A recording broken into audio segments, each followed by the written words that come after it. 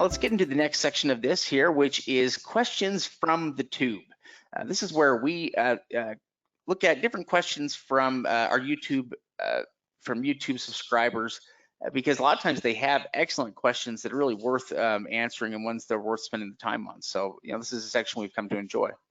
Yeah, so the first question is, do you have to have a lot of money to invest? Can someone still invest $100 and still benefit?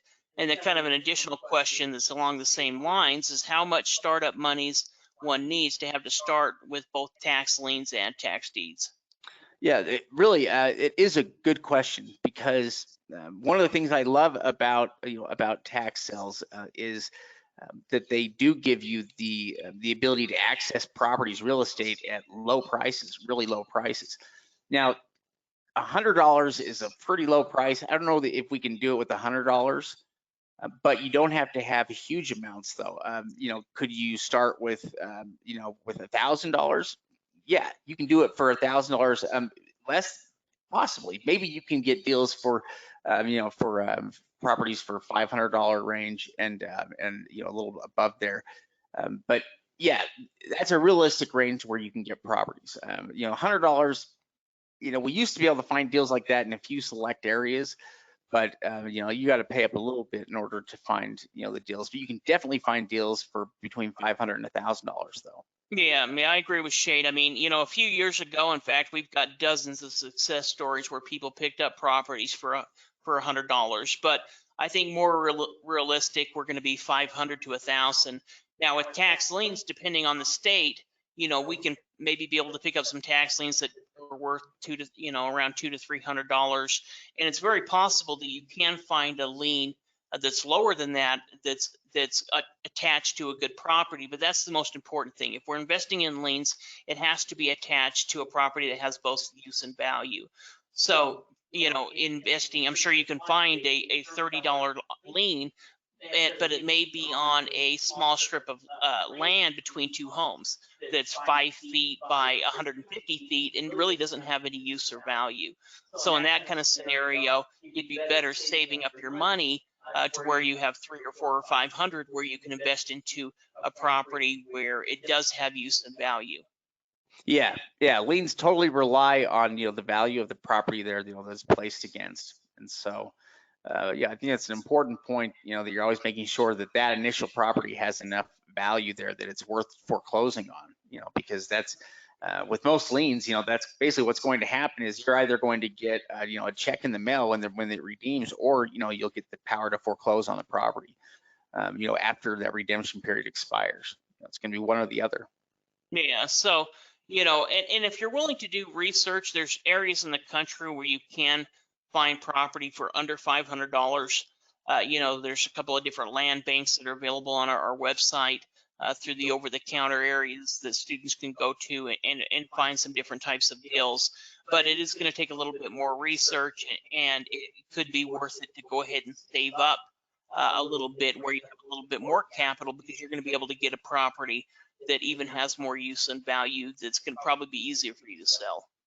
Yeah, okay, next question here is, I have a question on land. I believe it's raw land, but close to the small town. So I worry if I bought it, if it would cost too much to have electricity put out there, or is somebody willing to buy raw land to flip? It's a good question. I think I'm concerned about maybe having land that I guess they're worried if it's going to be too far out there, if it's too far from things like utilities. Yeah, and that's not something that worries us. The only thing that worries us is it usable?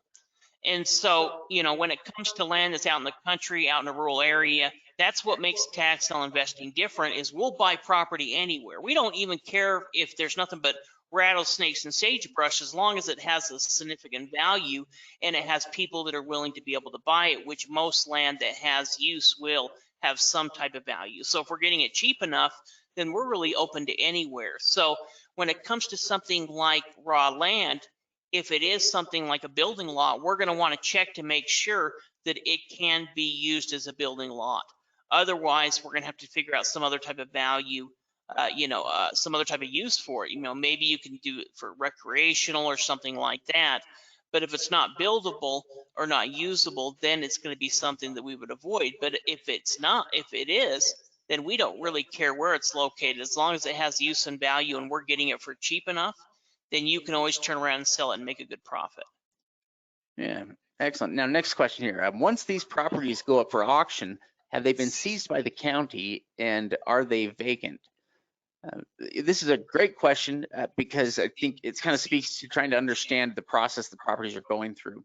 So have they been seized by the county? Well, they've been foreclosed on, through a judicial foreclosure, but that doesn't necessarily mean that they have been, that they're vacant.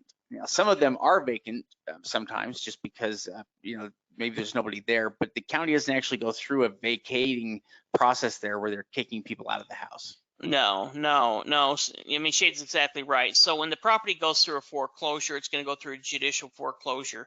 But like Shade said, they're not going to evict anyone. If the property is vacant when they sell it, then you're going to be purchasing the property vacant. If it's occupied, then a lot of times, they're going to even have notes as far as like Michigan or New York or place like that you can drive by, but don't enter or access the property because it is still occupied. Now, if it's vacant, then essentially once you receive the deed, you can get access to the property and start doing what you're going to do with it. If the property is occupied, then we really need to go kind of a few different steps. Usually we're going to send them out some type of certified letter letting them know that we're the new owner and kind of finding out what their situation is. A lot of times we'll give them a couple of different options. One of those options is potentially rent the property. Another option is to give them some cash for keys, what we call cash for keys, which essentially means, hey, we're going to give you $500 or $1,000 if you're willing to go ahead and move out, give you some money to find a new place, give us the keys, and don't wreck the property up as you're moving out. The third option could be a potential seller financing option if the person living in the property, if it's the right kind of deal, and that's what you're interested in. Otherwise, if they don't take those three options, then we're going to have to contact the sheriff and have them evicted. Okay, and final question here. Hey, y'all, great podcast. I've seen in past sales at my county there have been streets and highways that have been sold. What could be a possible exit strategy if I were to buy those and say I didn't get paid back?